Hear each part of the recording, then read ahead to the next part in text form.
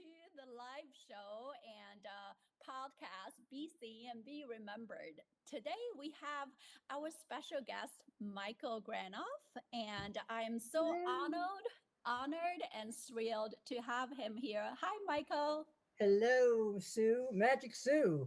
I am so thrilled to be here. Thank you for inviting me today, and this should be a very interesting discussion.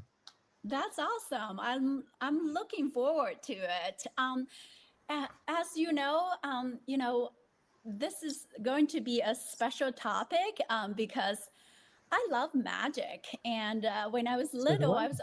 I was intrigued by magic and what an amazing magician can do, right? They inspire people to think outside of the box. And when you see a magician pour, money behind his ears or grow a flower out of his hand, this is magic. And when I, oh, here we are. We have magic. Michael showing his magic now. um, Magic on and radio. what's that? Magic on radio, very popular. Magic right here. You can see it right here. You're in for a special treat.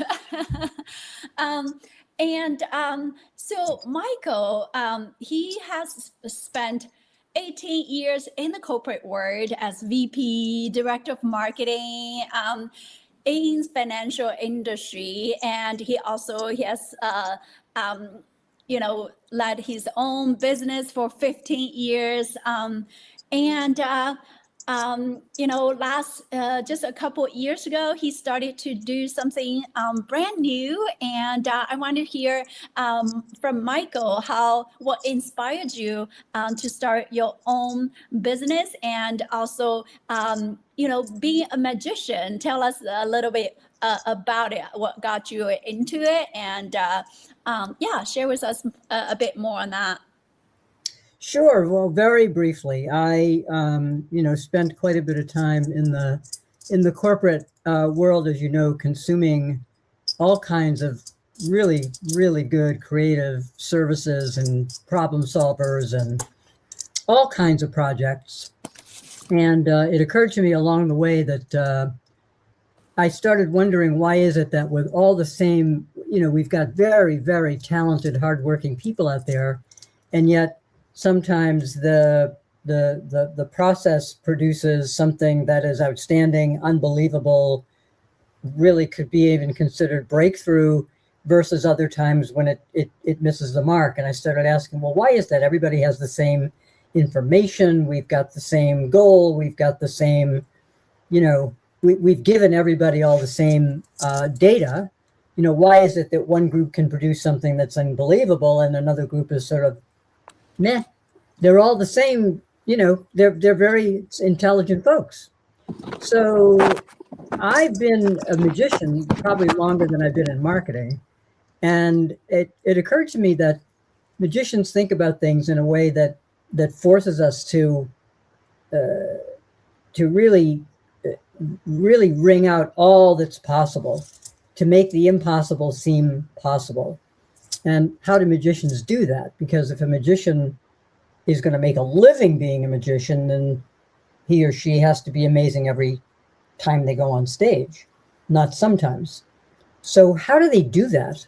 And I started to study the methodologies that the greatest magicians use to create what they create, and tried to overlay that on top of what we do in marketing. And there are some similarities, but I found that magicians have a way of pressure testing ideas, and they keep going to a certain degree until they uncover what was missing.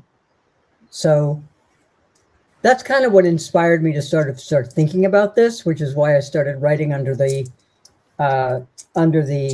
sleight of brand title about this a little bit.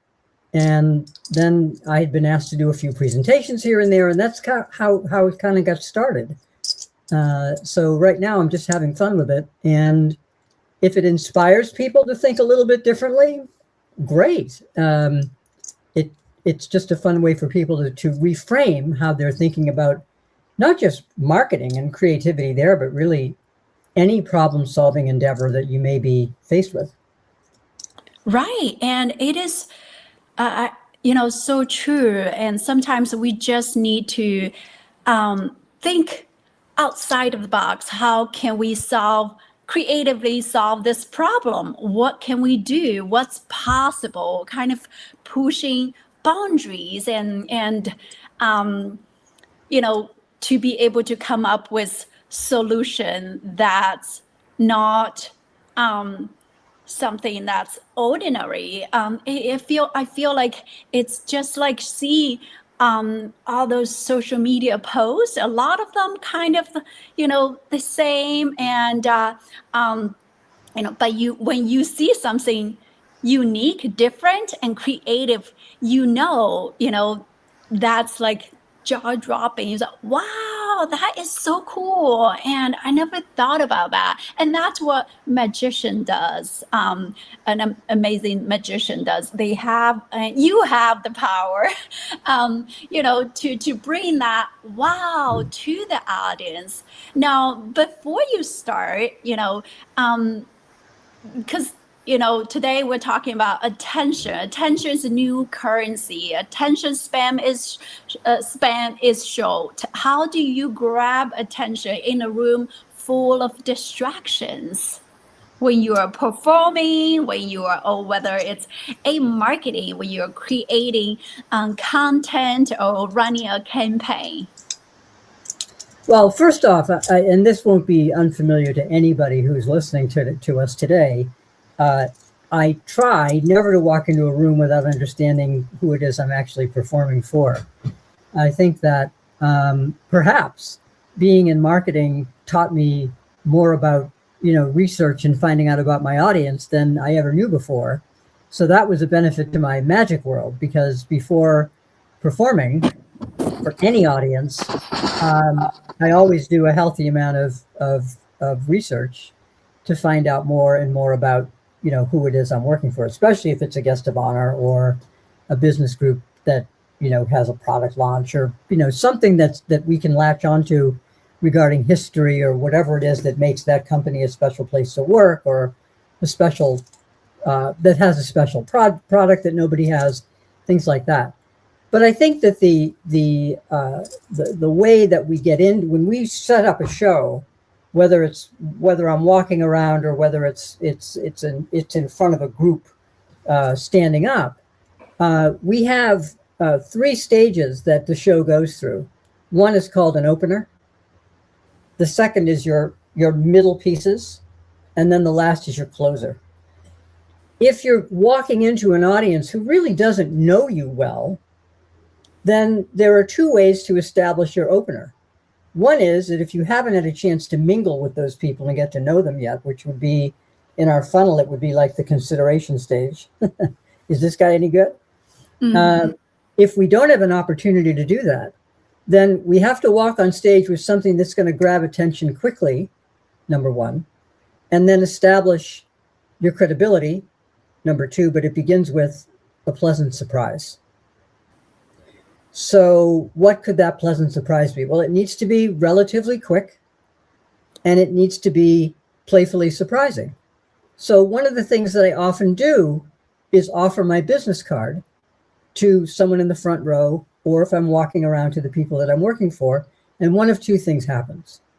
Either my wallet goes a-blazing, my wallet catches fire, and I've got fire in my hands, or when I extract my business card is flaming. This never fails to get people into what's happening. Very often, if I'm hired to do a corporate cocktail party kind of thing, I make it clear to the host that I don't want it known that I'm even going to be there. So I introduce myself as part of the staff, and that I'm here to make sure that everybody's having a nice time. Here, let me give you my card. And then they're into it because they can't conceive of how this guy's wallet just catch fire and nothing's happening to him. So there's your opener. There's your surprise. Now, there are tons of ways to open that provide that hook and that surprising wow. And then that does a couple of things. One is that it establishes a little bit of trust because it says, oh, this guy knows what he's doing. We're in good hands. They relax. So now I have an opportunity to move on to something a little bit more sophisticated, perhaps. Our middle pieces are all very strong, wow, how did that happen kind of pieces. But the closer has to do something special. The closer has to leave them with that the only conclusion as to what they've just seen is otherworldly. It's got to be magic because we can't figure this out. How is this even happening? And so that leaves memory. That leaves a lasting bond between me and my audience. I'll talk to people years later and they'll say, yeah, you know what? We could not figure out how you got that number to come up and be that word or whatever I did. And so the opening, the middle message, all of the great magic that happens in between leading up to a closer is formulaic. And we might think about that in our approaches. So there's something about attention that can be, now that's not to speak about how magicians manage attention, that's a different topic that helps create some of those miracles, but maybe we save that for another time. Yeah, that's awesome. I love it. This is also so relatable because in marketing, you also, you are creating visibility, you are establishing credibility before people can reach out to you for closing a deal, right? And how do you grab attention? How do you create the hook? How do you, or maybe it's for a business owner who are out about networking, what your pitch say, right? And, that grabs attention and people wanted to get to know you more, tell me more. Oh, wow. And because they just they just saw what you did and, or what you said sounds interesting and they wanted to learn more. And it's interesting you mentioned your business cards that catches fire. That is definitely one of the business cards that people haven't seen it before. And when I go to networking, instead of giving out or bring a stack of business cards, I kind of having your thought of opening too. I bring something unexpected. I will hand them, here's my business card. And my business card is made of dark chocolate. It's a dark chocolate bar, creatively branded with, the keywords be remembered, create visibility, creative gift, swag, recognition gift. And, those kind of give them, they just by looking at it, they already know, oh, this is what Sue Wei does. And, looking back, it also has a thumbs up. It's proven, it's good, try it. But what other thing that brought is that wonder when they receive this piece, they look at it, what is it? Wow. And, they feel special because they've never received a business card like this before. So just like what you mentioned in our last conversation, it's a wonder, it's a curiosity, right? And the warmth it brought, right? Creating that that experience, and because we know a lot of time we forget what people said and what people did for us, but we'll never forget what they have done, how they made us feel. And just like what you said, years later, people still come back to you. Oh, I remember the magic you've done. Your wallet caught fire on the spot. How did you do that? I still couldn't figure it out. That is magic. And that's magic we are talking about. That's a magic you are creating for your audience. And I also like the fact you are reading the room. getting to know your audience, which is so important in marketing, to listen and gather feedback, getting to know who our audience is, right, before we create the campaign, before we draft the content. We know who we are talking to, and then that brings clarity. We know what message we wanted to send out, right, that's aligned with the brand, also speak to the audience, that's relevant, that they can relate to, they can they find it relevant, right? Indeed. Now, I will say this too, just as a case in point. I ate my chocolate, but I kept my wrapper from the first time that we met. So this sits on my desk because I love the fact that it says magic. So it sits right there, and case in point. Wow. Little and the chocolate was delicious, by the way. I love that. Thanks for the feedback, and thank you for keeping the wrap, the chocolate wrap, because I heard that someone else saying that yesterday too, and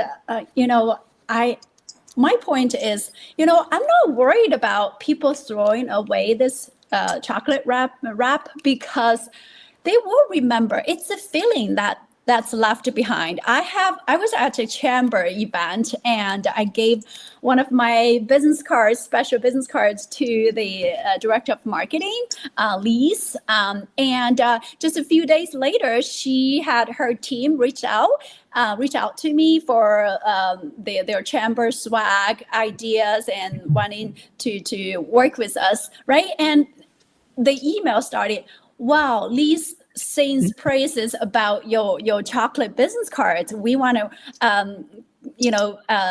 have a chat and see how we can work together about our next event. And I was like, wow, this really speaks. It speaks louder than I do. Truly is. And last week I got an email from another client, and he said, well, with an email what we talked about, and then at the end, PS, I have suggestion for you. Next time, I consider doing an almond version. Because he likes almond. Well, that would be a good idea, to almond chocolate, and maybe different kinds, right? Cater to different people, and that is feedback from my audience. So yeah, I love that you mentioned that too. Reading the room, looking at who the audience is, and this is because this will enable us to craft the campaign and content that's really valuable to our audience.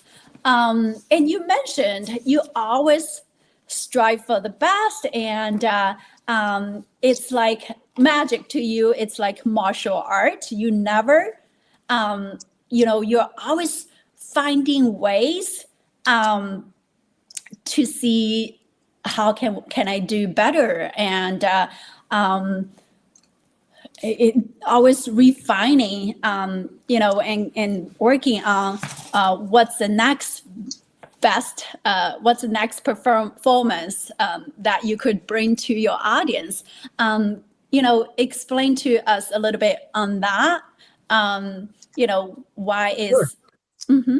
Yeah. So no, we're never done. I mean, I think that no matter what state we think our performing art is in, whether it's a performing art or a martial art or any type of business realm that we're in, we should never consider it done, because there's always room for optimization and improvement. And, that's what we're continually striving for. And I think that, part of the musician sense that we bring to this is the idea that we might be looking at something, we might be staring at an incredible idea in plain sight that we just haven't looked hard enough for yet. let me, if I could, just do a quick experiment with everybody. If everybody just, and don't think about this too hard. It's not like it's not like a quiz, but if I asked you, how many months have 28 days? February. So everybody be honest with yourselves and ask yourselves, how many of you answered, well, 1 month has 28 days. That's the month of February. But in reality, 12 months have 28 days. Only 1 month has only 28 days. Oh my goodness, I didn't think about that. No, we didn't think about that. And I think that what happens is that we see something on the surface. Here was a case where everybody in the room had the same information. 98% of us probably answered the way you and I did, 1 month. But the reality is that every month has 28 days. There was only one word missing that defined what the right answer to that question actually was.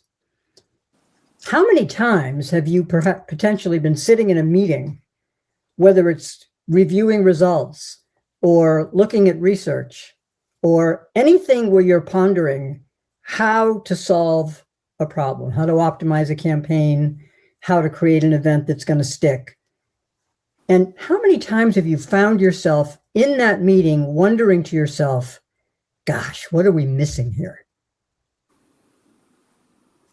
Be honest. I mean, I've been there many, many, many times, feeling like we've got all this information and yet we're not landing where we could be.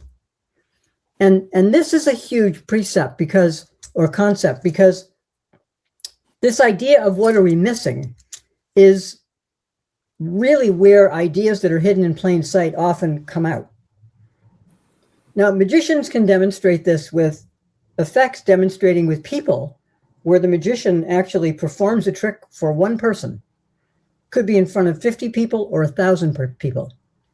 Everyone in the audience sees what's happening to that person. The only person who doesn't see it is the person the magician is working for. And the answer is sitting literally right there or right there. But the person seeing it never sees it. And why is that? Our natural boundaries of perception will only allow us to take in so much information until we get overloaded and we stop perceiving. So we go, oh my God, the ball vanished, without realizing it's sitting right in his pocket. So how does this even relate? Well, the reason it relates, in my view, is because if we look a little harder, maybe we find something that's hidden in plain sight. Now, in magic, we use that concept to the benefit of the audience. We give them all the same information. Sometimes we even tell them how something is seemingly happening. But in the end, we go this way. We don't give them quite all the information, but if they had it, the point is that if we design for ourselves that special sleight or that special move, or that, think about it even in sports, in quarterback fades back, goes like this. That's attention management right there. Half the field gets faked out, goes the other way, hopefully. So what I'm suggesting is that magicians use a process that examines every possible way that a magical effect can take place. Now, in today's world, I think we have a lot. I've never met smarter people or more hardworking people than I have in marketing groups that I've worked with for around whatever. I mean, I have never been more impressed by any group of professionals that I've ever worked with than marketing people. Some of the most well-informed people I've ever met. I've learned more from marketers than perhaps anyone else. So I go back to the beginning. I started asking, well, why, if different groups have the same information, why they come up with such different results? And this is really what got me into the whole topic. So I started examining this process used by master magicians. There's a magician named Juan Tamariz who came up with something many years ago called the magic way. The magic way is a way of designing magical effects that is put together in a way that exhausts the number of solutions to any magical effect. He comes up with solutions, any one of which could achieve the outcome. But in the end, the solution that's finally chosen is the one that shuts the door on all the other possibilities. And in the course of presenting whatever this effect is, each one of those possibilities is essentially shut off, shut down by the next method until you get to the end. And the only possible conclusion is, must be magic. Can't be any other way. So what I'm suggesting here is that we have so much information in front of us, especially today. Look at all the incredible ideas that one can generate with a really well-designed set of prompts in AI. We get back a ton of wonderful ideas. It's kind of easy to look at those ideas and go, wow, that's a great one. Let's just use that. Mm-hmm. In fact, I saw a post on LinkedIn the other day that was posted by a really, really cool guy who runs a small agency. And, you know, his point was AI is not going to take everybody's work because we use AI. Our job is to pick the best solution from what AI gives us. Do you agree with that? No, I don't. No, I don't agree with it either. And I wrote back and I said, no, I appreciate what you're saying. There needs to be human intervention, but I'm looking for what's not on the list. I'm using the list to propel me to what I'm not seeing.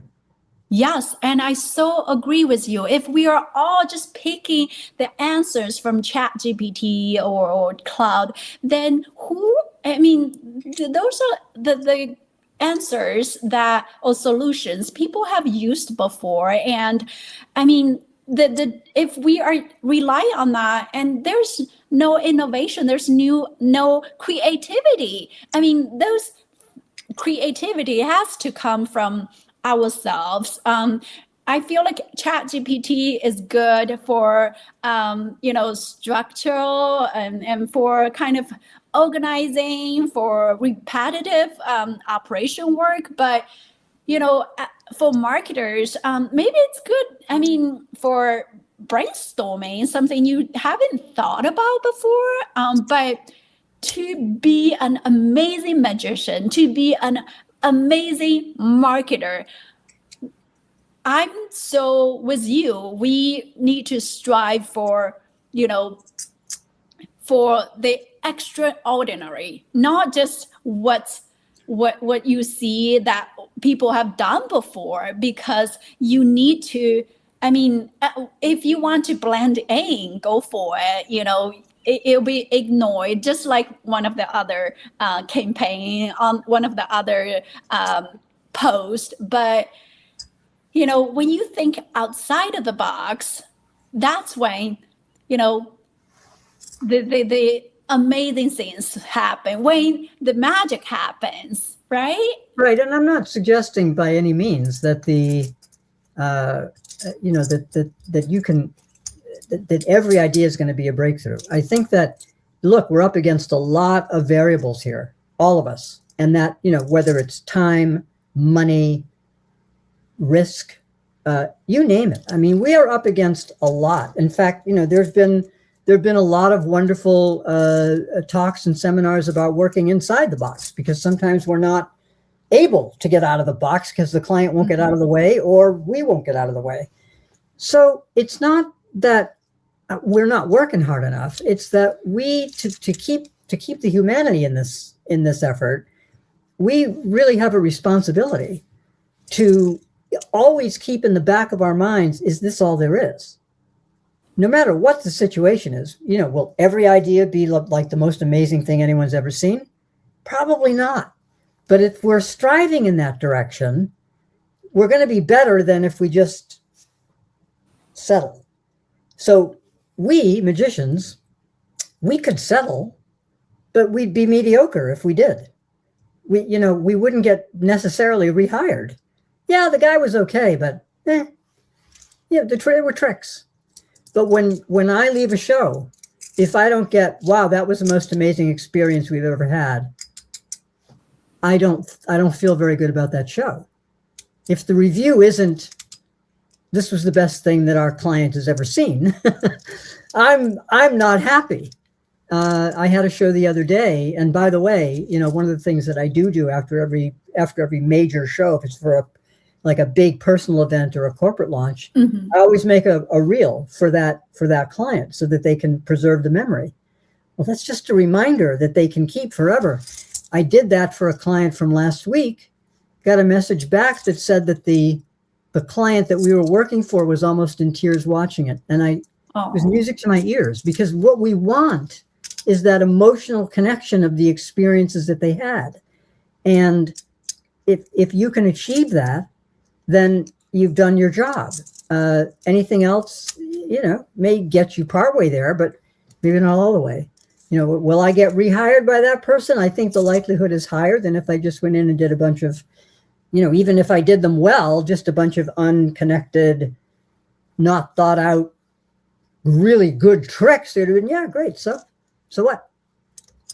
Yeah, I love that. And they are going to, because of the experience they had, and they are going to talk about it. They're going to share with other people, create a buzz too. That's what a lot of marketing are looking for, right? When they are reaching audience, where they are creating a campaign, they are looking for a way to create visibility, create a buzz, and the experience.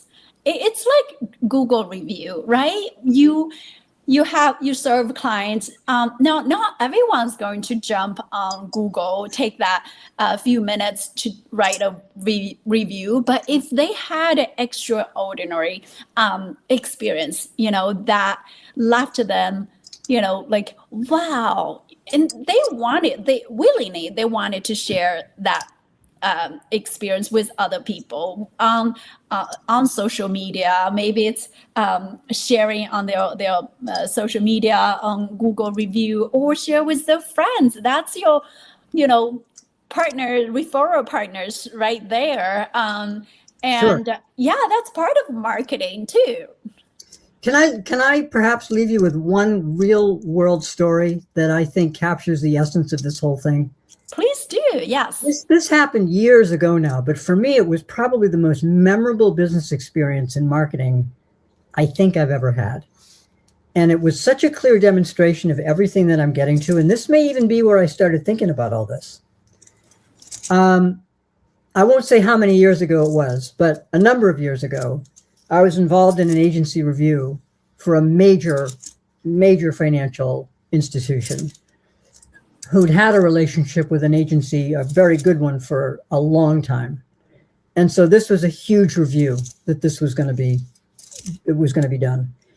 After all of the evaluations and initial interviews, it came down to like 5 or 6 agencies that we as a team went to visit, and briefing and questionnaires and discussions and all kinds of back and forth around everything from process to creative to measurement.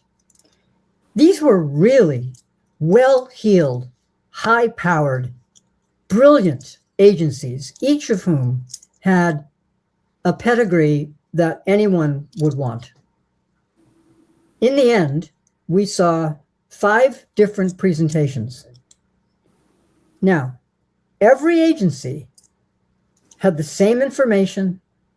They had the same opportunity to ask questions. They were dealing with the same people. The objectives were the same. Every agency had a square shot.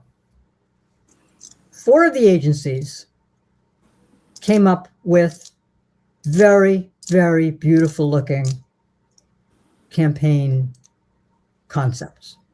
Beautiful, but if you laid them out across the field, of all marketing for all financial institutions in this category, it might have been difficult to pick out who the brand was.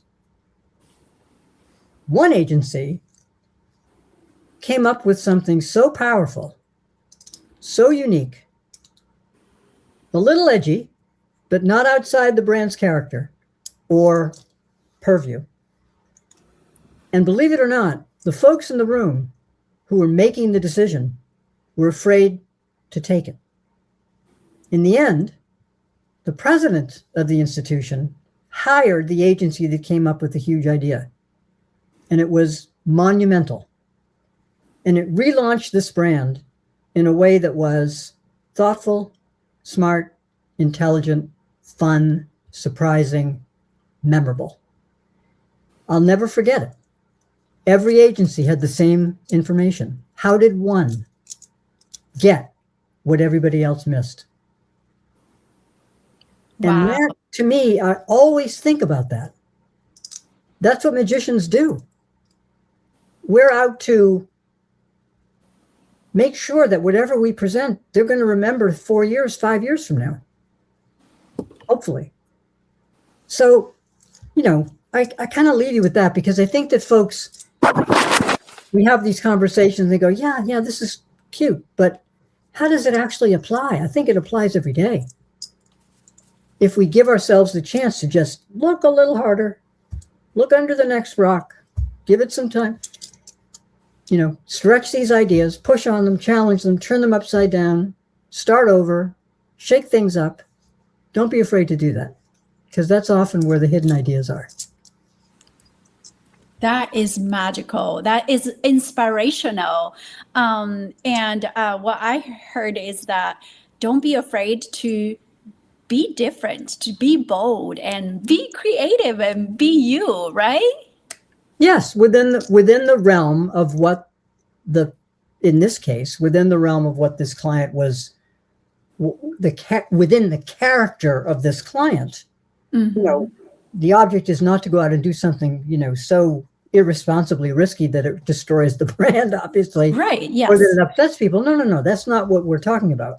We're talking about doing something provocative within the brand's character that points to whatever it is that makes it an incredibly great institution.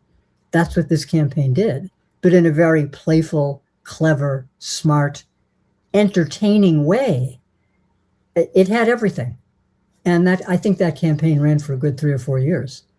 So, and it could have run longer, in my opinion. But at any rate, I think that example sort of embodies what's always in the back of my mind, what I'm thinking about, even creating a magic trick. It's always there. That's awesome. I love it. Love it. It's very inspirational. And your idea to inspire people thinking outside of the box and not be afraid to come up with, creative solution and strive for the best, not just, what everyone else is doing, and don't be afraid to be different. This person, if they had thought, okay, this idea might be too bold, and clients might not take it, and if they just stay down and not present this bold idea, then they may not have been chosen. Actually, they wouldn't have been. They wouldn't have been chosen, because there were other agencies for which, the team was more impressed with their operational skills or their, client service team or whatever. And, they all had wonderful, wonderful strengths in all of these areas. And it's not even to take away from any of these agencies that did this beautiful work, but why did this one agency, what was their secret sauce? What did they do that was so different that they came up with this incredible idea? I mean, this just wasn't a little different. This was amazing, in my view. I think I was the only one that felt that way at the time, because everyone was a little afraid of it. And I'm sure the president agrees with you. He was the one chosen. I think the credit goes to the CMO at that time, because the CMO very smartly took the team's overall recommendation for another agency to the president, but in her back pocket, she had the work of the ultimately winning agency. And it's a good thing that she did that, because she knew. And the president looked at both and said, oh, we need to go with this. And that's what won. And that turned into a really long-term relationship. Wow. Love it. Love it. Thank you so much for sharing your insight. Pleasure. It's very informational and also insightful. And I learned a lot just by talking with you here. And I always learn something new each time when I speak with you. So I appreciate you. And tell us, how can we find you? You can find me at a website called themagicofmichaelg.com, or just magicofmichaelg.com. You can also find me at sleight-of-brand.net, and you can find some more information about what we're doing and how we're doing it. And I'd be happy to have a conversation with anybody about, coming and speaking to your group about this with a little bit of illustration, we'll call it, magical illustration. I think it will be a fun idea. I've done this presentation now probably, I don't know, a dozen times, and I think it's really landed in different ways for different people. It's a little different every time, but I love it when people come up afterwards to say, gee, that gave me a bit of inspiration around what we're doing. That's all I'm trying to do. It's not anything to say anything but, hey, where could we be better? How could we do? And so maybe the perspective of a magician could help with that. Right. And, yeah. So yeah. Bring a different, bring a different perspective they might not have thought about before. Absolutely. Just a different way of framing the issue, the problem, what we're trying to do, and giving yourself an opportunity to just turn it into amazing, turn it into magic. Yeah, be inspired to think outside of the box and coming up with creative solutions. That's awesome. Thank you so much, Michael, for joining us. And everyone have a great day. And we look forward to having you next month. And everyone have a great day and talk later. Thanks so much, Michael. Thank you. Bye. Appreciate it.